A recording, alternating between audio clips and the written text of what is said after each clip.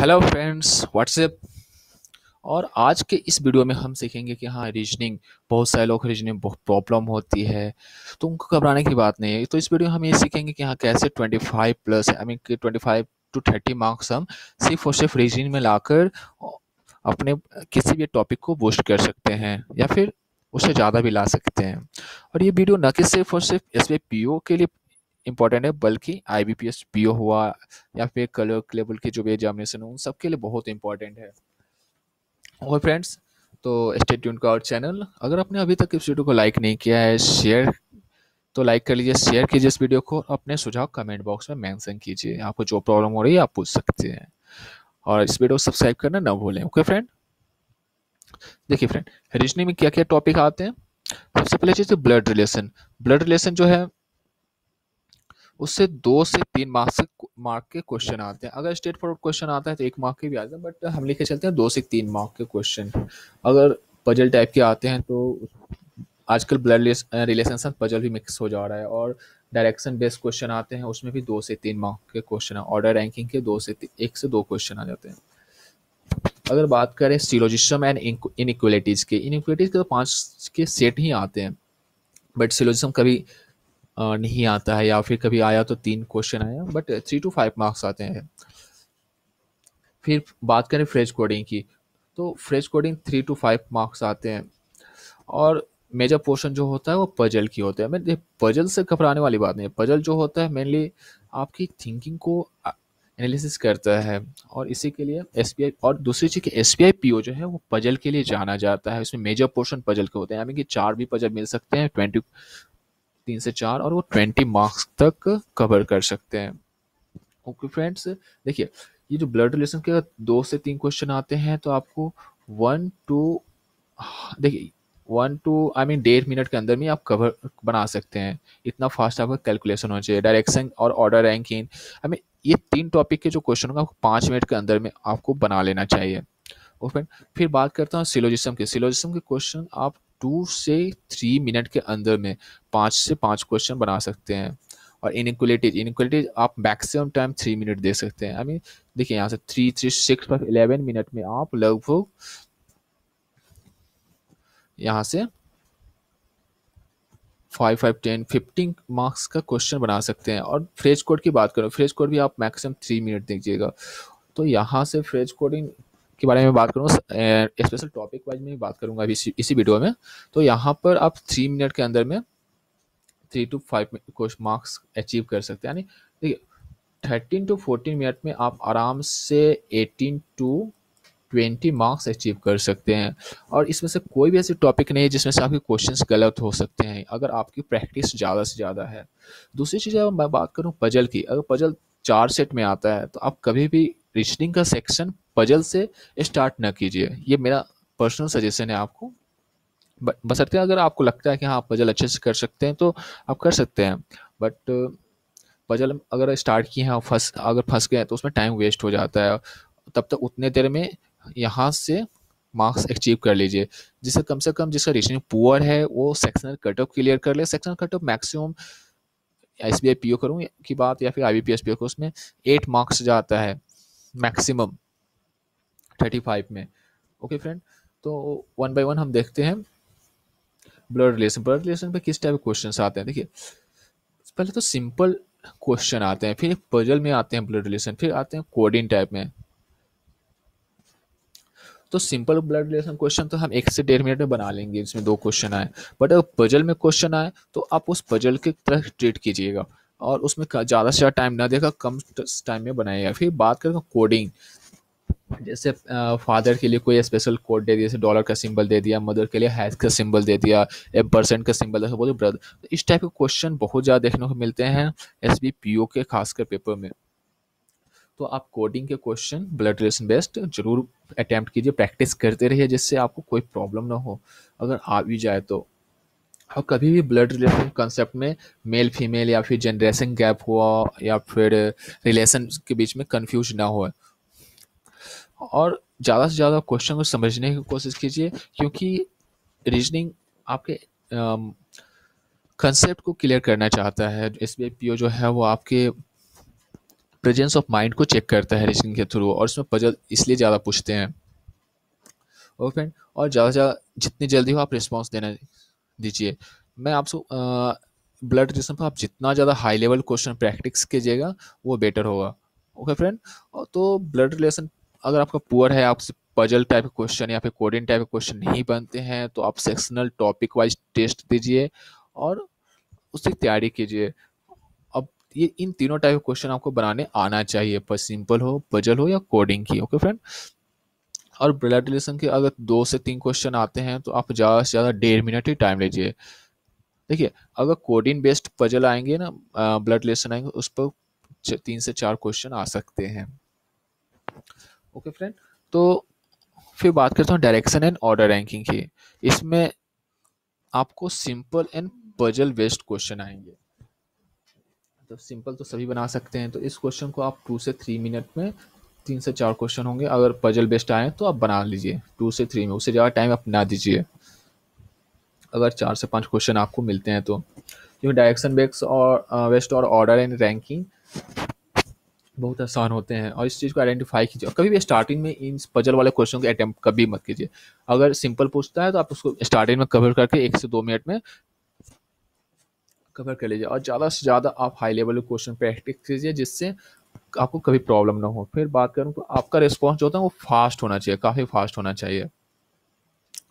फिर बात करते हैं इनइक्वालिटीज। इनइक्वालिटीज में आपको 5 सेट का क्वेश्चन मिलेगा, और वो मीडियम टू टफ लेवल का होता है। उसमें दो क्वेश्चन मीडियम तो होंगे ही, तो उसमें आपको कम से कम कंपेयर करना है, एक्स और वाई में कंपेयर करना आना चाहिए कि कौन ग्रेटर है, कौन स्मॉलर है, इक्वल टू।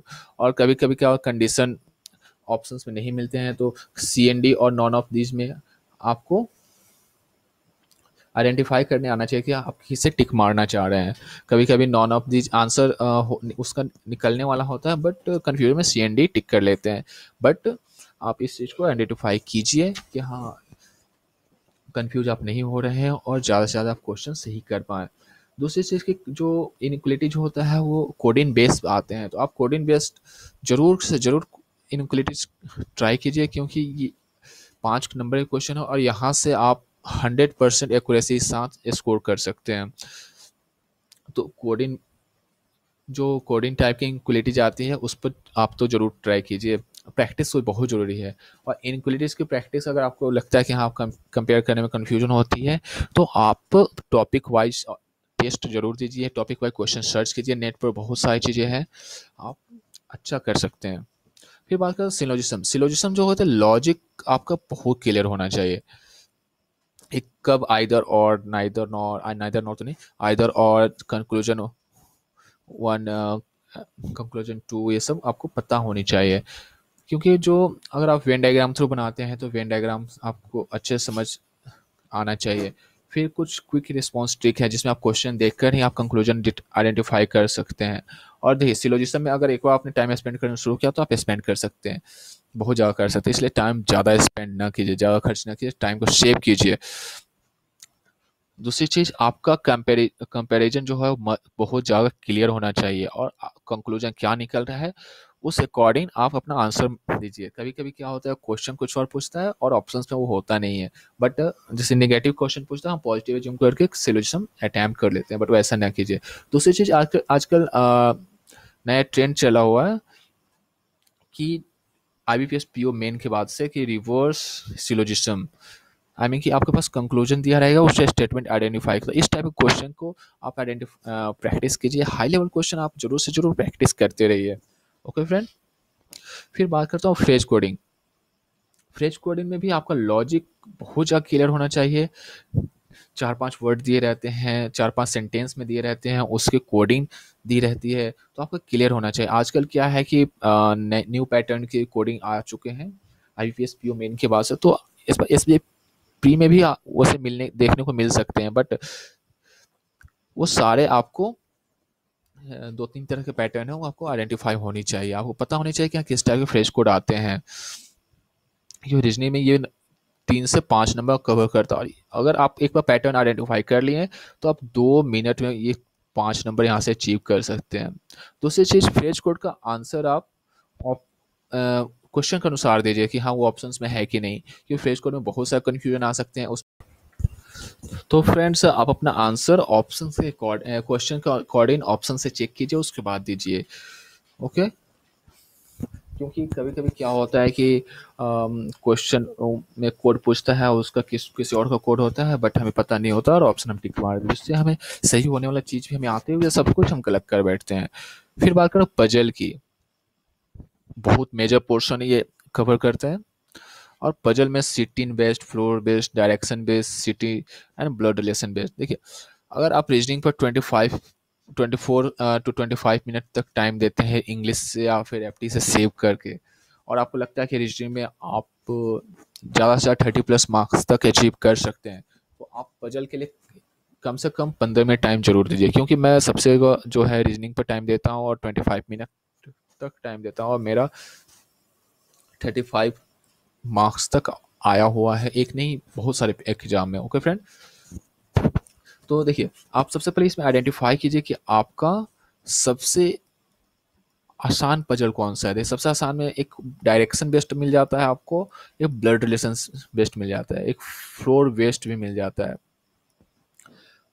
जो थोड़ा टफ में आता है वो सिटी बेस्ड हो जाता है, और सिटी अरेंजमेंट अगर आपको सर्कुलर दिया हुआ है सिटी अरेंजमेंट, या और आउटसाइड इनसाइड दिया हुआ है, उसमें थोड़ा सा प्रॉब्लम होता है। बट आप जितना ज़्यादा प्रैक्टिस कीजिएगा आप उतना ज़्यादा अच्छा कर सकते हैं, और 15 मिनट में आप पूरे के पूरे पजल 4 पजल भी सब सॉल्व कर सकते हैं। यानी कि टोटल 23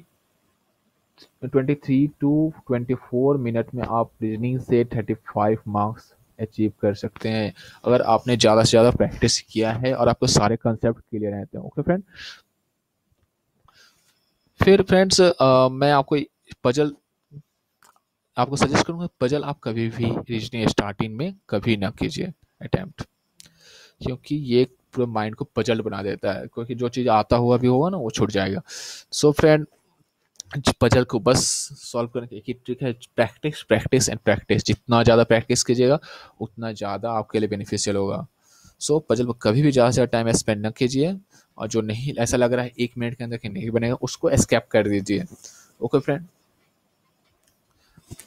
और उसका आंसर क्वेश्चन के अकॉर्डिंग देखिए, कभी क्वेश्चन में पूछता है कि इसमें से नहीं है, आई मीन कि none of this, apart from this, odd पूछते हैं, तो हमें लगता है कि नहीं यार ये तो सही है, इसे हम फर्स्ट ऑप्शन देखते हैं, सही लगा उसे टिक मार कर चल देते हैं।